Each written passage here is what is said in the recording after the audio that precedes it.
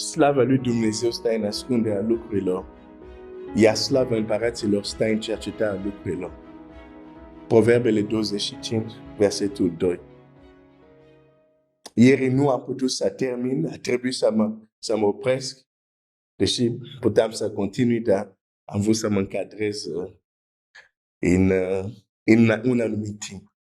Astăzi continuăm. Ieri doar am început și astăzi vreau să răspund la această întrebare. De ce a vorbit despre puterea miraculoasă a lui Iisus Hristos? Puterea de vindecare a lui Iisus Hristos. Puterea de eliberare a lui Iisus Hristos. De ce nu este opțiune?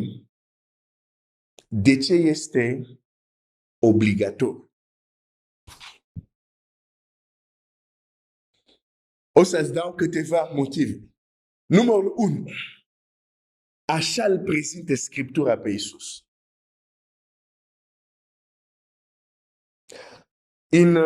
Hai să mergem la anumite Scripturi. De exemplu, dacă mă duc în Faptele Apostolilor 10, versetul 38. Cum Dumnezeu a uns cu Duhul Sfânt și cu putere pe Iisus din Nazaret, care umbla din loc în loc, făcea bine și vindeca pe toți ce erau apăsați de diavol. Da? Mergea din loc în loc, făcea bine, așa este prezentat. Hai să mă duc în Luca. Luca 24, cred, sau 23. Luca 24, versetul 19. Ce le-a zis el? Și au răspuns. Ce s-a întâmplat cu Iisus din Nazaret? Care era un proroc puternic în fapte și în cuvinte, înaintea lui Dumnezeu și înaintea întregului norod. Cuvinte știm ce? A predicat, a învățat, a vorbit de pilde. Dar când zice aici era puternic în fapte, se referea la puterea lui miraculoasă.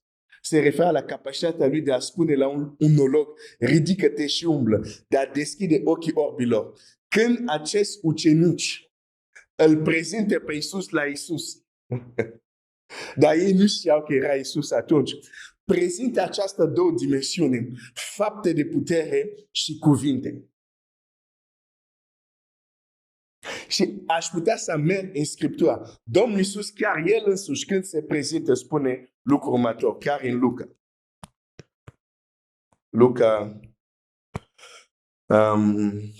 Luca 4.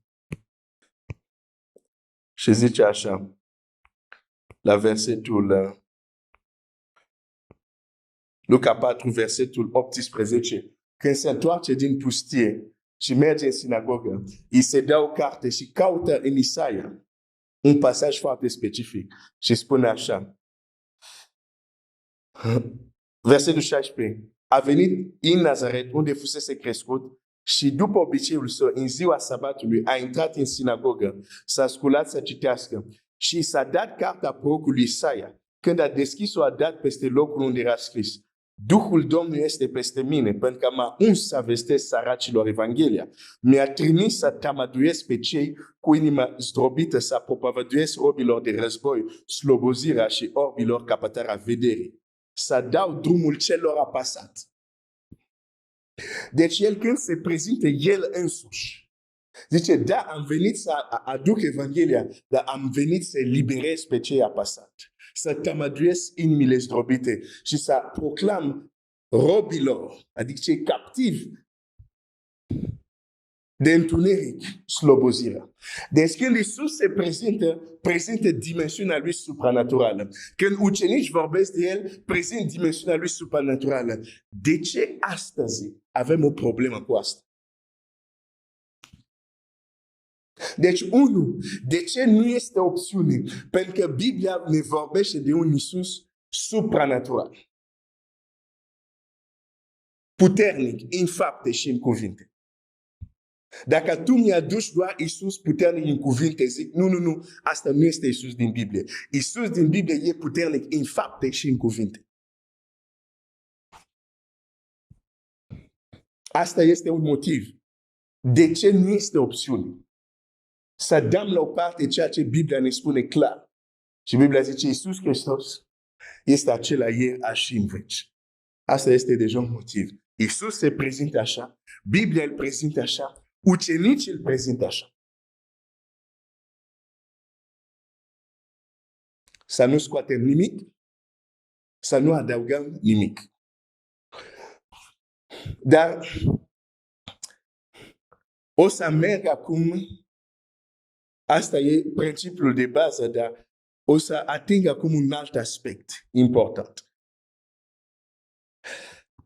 Dacă nu vorbim de un Iisus care vindecă și azi, de un Iisus care eliberează și azi, mulți vor muri fără să experimenteze vindecarea care puteau să o experimenteze. Mulți vor muri fără să primească eliberare care puteau să o primească. Dar cum o vor primi dacă nu cred într-un Iisus care vindecă? Cum o vor primi dacă nu cred într-un Iisus care eliberează și astăzi? Dar cum vor crede dacă nimeni nu vorbește despre El? Așa. E un lucru să vorbești de mântuire doar la viitor. La momentul lui Lazar, Domnul Iisus zice, sunt învierea și viața. Și există sora mortului, care tot timpul, nu mă mai duc să citești, dar poți să te duci să citești în Ioan, zicea, știu, Doamne, dar de fapt nu știa nimic. Știu, Doamne, el vei învia, l'învierea morților. Zice, nu, eu sunt. Nu în viitor, eu sunt acum învierea și viața.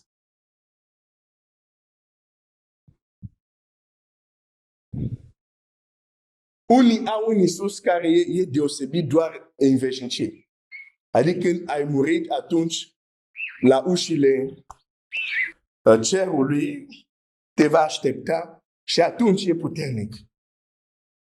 Nu. Eu cred într-un Iisus care este puternic aici și acum. Repet din nou, dacă nu vorbim de Iisus, știi câți oameni au fost mântuiți doar că au auzit de că Iisus vindecă? Și câți oameni au auzit cuvintele lui Dumnezeu pentru că știau că Iisus vindecă?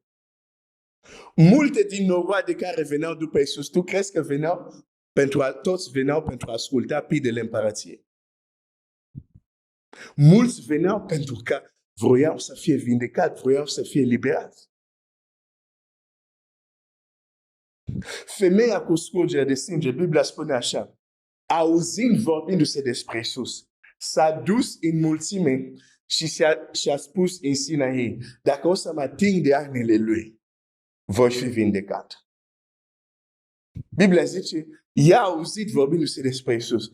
Dacă tu crezi că i s-ar fi prezentat un Iisus care e puternic în cuvinte, Iisus spune niște pilde extraordinare, vorbește de împărăția lui Dumnezeu într-un mod extraordinar, dar nu i se spunea că Iisus vindecă. Tu crezi că s-ar fi dus la el? Nu!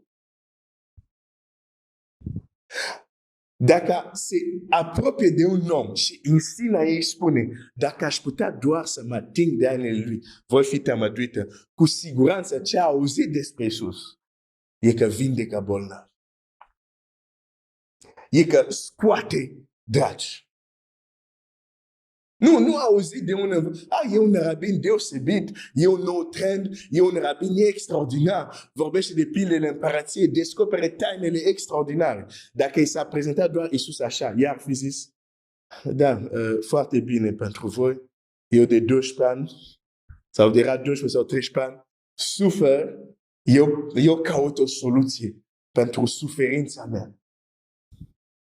Când de fapt Iisus era soluție pentru suferința ei. Dar slavă lui Dumnezeu că persoana sau când ea a auzit vorbindu-se despre Iisus, a auzit tot despre Iisus. Altfel, ar fi rămasă bolnav. De aceea este important să vorbim și, nu vorbim numai despre asta, dar e important să vorbim și despre puterea miraculoasă a lui Iisus Hristos. Astăzi. Nu în trecut, nu în viitor, cum spunea sora mortului, nu astăzi. Îți spun asta nu doar că am citit în Biblie. Am văzut Iisus cel viu ridicând oameni din scaune cu rotile. Nu pe YouTube. Pe atunci nici nu exista YouTube, nici nu era internet. Am văzut niște predicatori care predicau un Iisus simplu, dar care făcea minuni. Vezi cineva care vorbește și predică, la un moment se oprește, zice, o să vedeți că Iisus este viu. Și zice, voi care aveți problema asta, boala asta, ok, hai, o să mă rog pentru voi.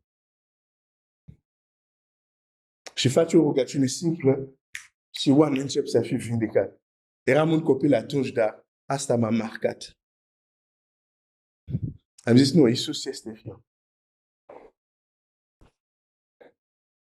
Deci nu-ți spun doar asta că am citit. Da, sigur, am citit în Scriptură.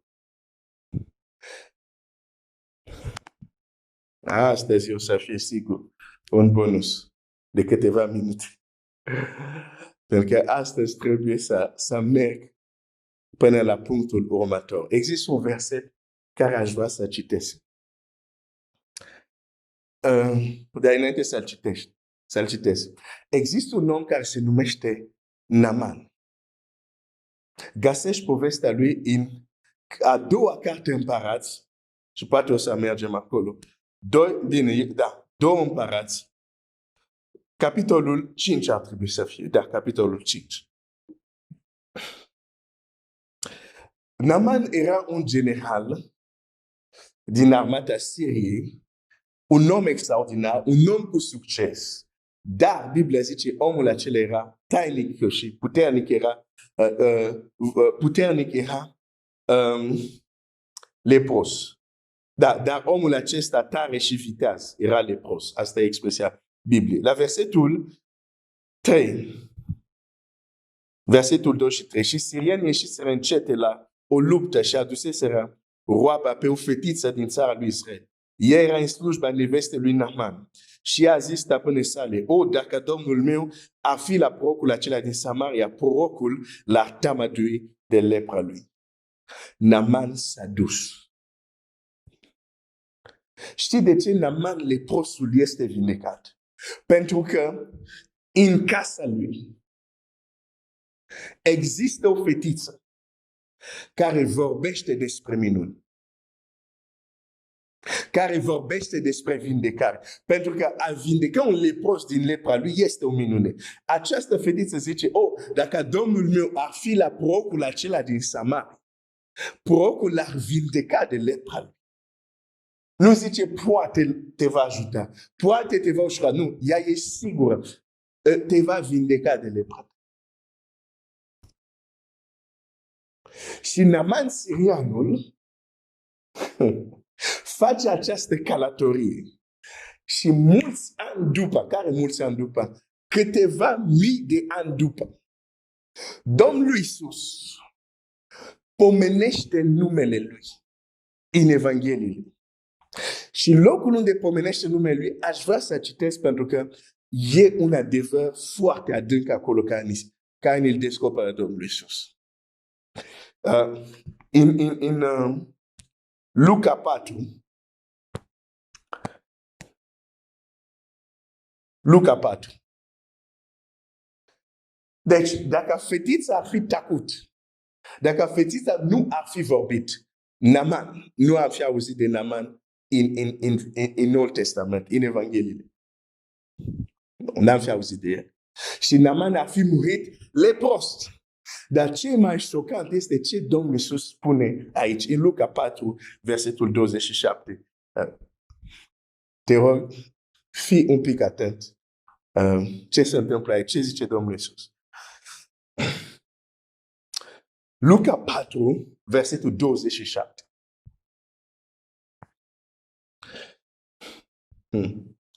Și mulți leproși erau în Israel pe vremea prorocului lui Elisei. Și totuși niciunul din ei n-a fost curățit afară de Naaman sirian. Oh, verset 28 totuși. Tot cei din sinagogă, când au auzit aceste cuvinte, aceste lucruri, s-au umplut de mânie. Nu, există adevăr care fac ca unii oameni să se umple de mânie. Trebuia să citesc versetul ăsta mai de mult, ca să nu fiu frustrat și să nu înțeleg, dar de ce oamenii se supără când vorbim de chiar ce este scris? Ok. Domnul Iisus spune, în Israel, ce era Israel? Israel era poporul pus deoparte. Poporul cu cortul sau după cu templu, cu jertfele, poporul cu cuvântul lui Dumnezeu. Poporul unde lucra Dumnezeu.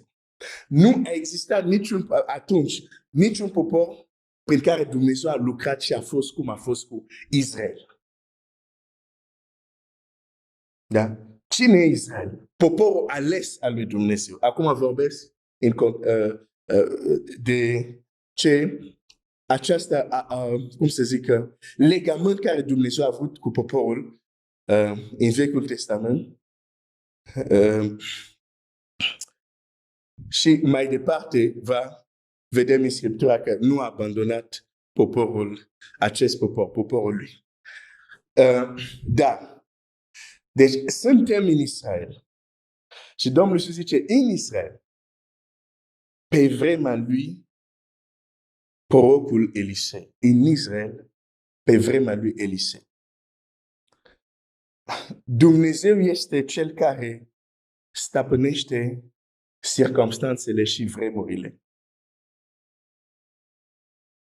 Și există lucruri care sunt posibile într-o anumită vreme, dar care nu sunt posibile, de exemplu, în altă vreme. De exemplu, putem înțelege și asta în natură.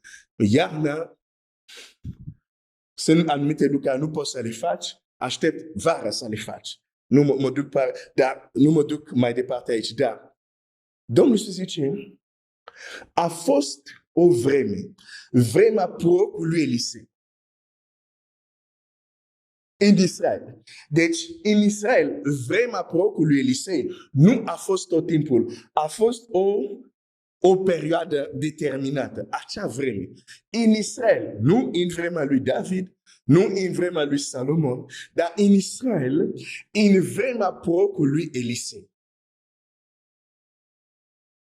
Ca să înțelegem ce zice Domnul Iisus aici, trebuie să înțelegem la ce se referă când zice în vremea prorocului lui Elisei. Oare se referă doar, ne spune asta doar, să situăm așa din punct de vedere istoric, când se întâmplă asta? Nu, e mult mai mult decât atât. Nu ne spune doar asta ca să știm, ok, deci în istoria, în vremea prorocului Elisei, nu, e mai adânc decât atât. În vremea prorocului Elisei în Israel. Care era vremea prorocului Elisei în Israel? Vremea prorocului Elisei în Israel era vremea a măsuri îndoite de putere. Vremea prorocului Elisei în Israel era vreme unde se făceau minuni deosebite care nu a mai fost făcut decât s-a întâmplat și în vremea lui Ilie, stăpânului său, care a fost rapit la cer. Deci este o vreme de minune. Este o vreme unde morți vin la viață, ceea ce nu s-a mai întâmplat în Israel. Vremea prorocului Elisei. Și totuși Domnul Iisus zice, deși era în vremea minunilor, era în vremea vindecărilor, era în vremea unde avea un om în mijlocul lor, care nu numai putea să aducă morți la viață, putea să vindece leproși. Zice, niciunul din Israel n-a fost vindecat. Aici este paradoxul. Adică, înainte nu se putea. Dar în vremea prorocului Elisei se putea. Și totuși, deși se putea că prorocul să fie vindecat de lepră, niciunul nu a fost vindecat.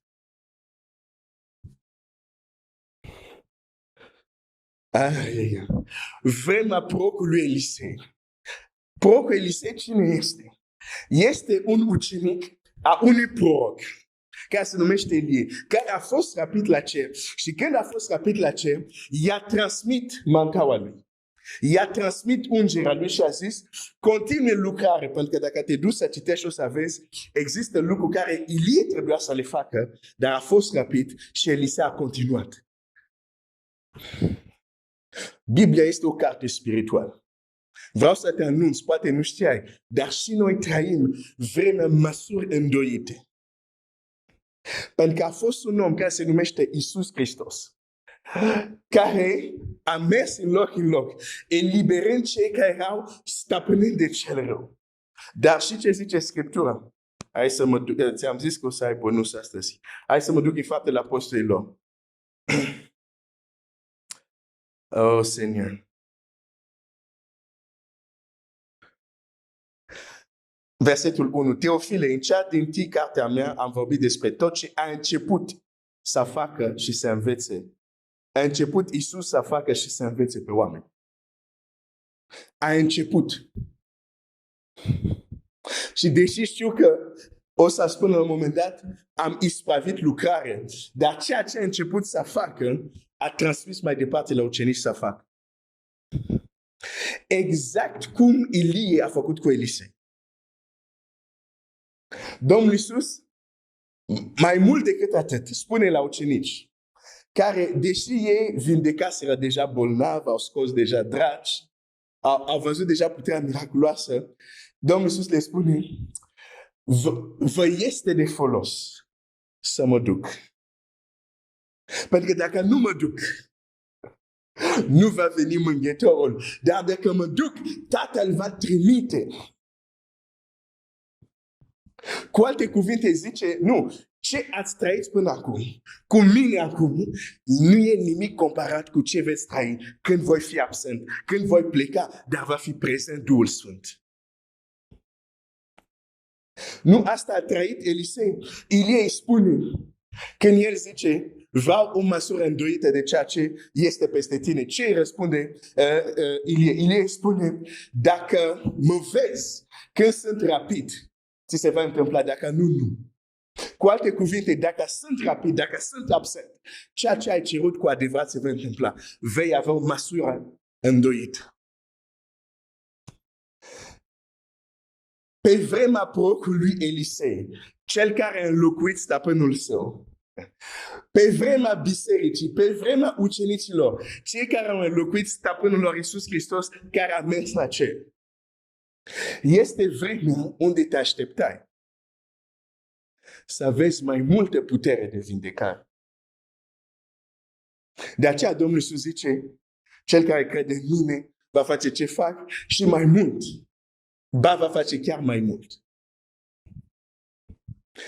În vremea prorocului Elisei a fost mai multe minuni decât în vremea stăpânului Ilie. Ilie a vindecat un mort, dar Elisei, după ce a murit, oasele lui a înviat în mort. Oh, merci, Seigneur. Pe vremea prorocului Elisei, vremea unde era mai mult minuni decât pe vremea lui Ilie. Vremea unde era un om care puterea care avea de la Dumnezeu, pentru el era nimică toată să vindece un om de lepră. Încât nici nu se deranjează când vine Naaman. Zice, du-te și spală-te de 7 ori în Iordan și vei fi curat. Oh, Seigneur. Și totuși, în vremea aceea, unde se întâmpla mai multe minuni, erau mulți leproși în Israel. Niciunul nu a fost vindecat, zice Domnul Iisus, în afară de Naaman sirianul. Știi de ce? Pentru că unde stătea Naaman sirianul, cineva îndrăznit să vorbească despre puterea de vindecare a lui Dumnezeu.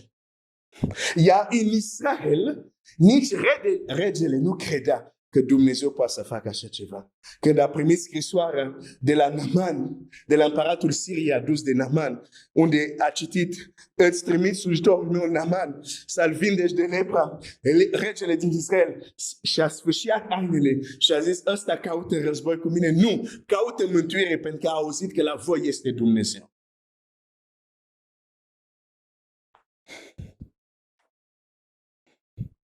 În perioada Duhului Sfânt,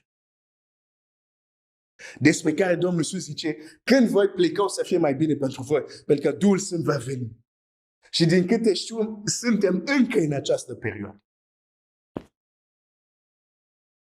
unde se întâmplă mai multe minuni care se întâmpla când era Domnul Iisus pe pământ. A trebuit să se întâmple așa. Dar s-ar putea că în Israel, Seigneur, s-ar putea că în Israel, s-ar putea că în bisericile locale să nu fie niciunul vindecat. Bine, știu că sunt unii vindecați, dar vorbesc la mod general. Vorbesc într-un mod de imagine. S-ar putea să nu fie nimeni, pentru că unii își sfârșie anile când vorbim de vindecare, când vorbim de eliberare. Nu cred în așa ceva. Cei care erau leproși în vremea lui Elisei, ce spune Domnul Iisus aici? Treceau lângă vindecare în fiecare zi. Vedeau vindecare în fiecare zi. Dar au ignorat-o. Și un sirian care a venit de departe, care a auzit, care a călătorit, el a fost vindecat. Pot să mor leproș când stai lângă cel care vindecă de lepră. Dar de ce mor leproș? Că nimeni nu-ți spune: du-te la prorocul din Samaria și te va vindeca. De ce unii mor legat? Că nimeni nu le spune: du-te la acest om, la acest proroc, la cel Mesia Iisus Hristos și te va elibera, te va vindeca.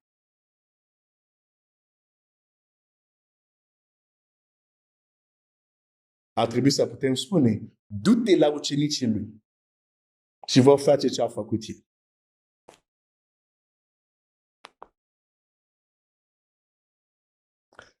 Deci, în vremea prorocului Elisei, în vremea îndoită Măsură, mulți leproși puteau să fie vindecați, niciunul n-a fost vindecat, căci chiar în Israel nu se credea. De aceea nu te uimi când vezi că oameni care nu merg la biserică primesc minuni. Pentru că ei, când le spui despre un Iisus Hristos care vindecă, parcă cred mai repede.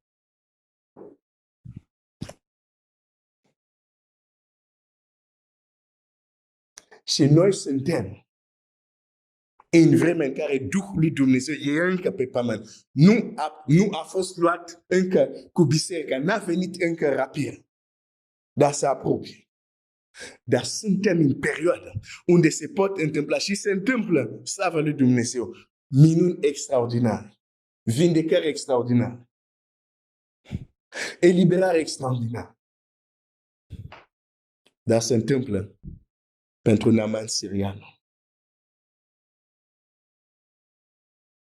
Iar cei care sunt în Israel rămân leproși până la moarte. Dar nu trebuie să fie așa.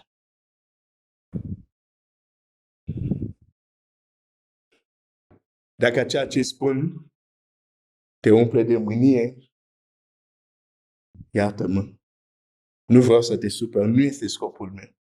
Dar este trist să cântăm un Iisus care ne poate vindeca, care ne poate elibera. Dar pentru că nu auzim asta, stăm în lanțuri și stăm în bol.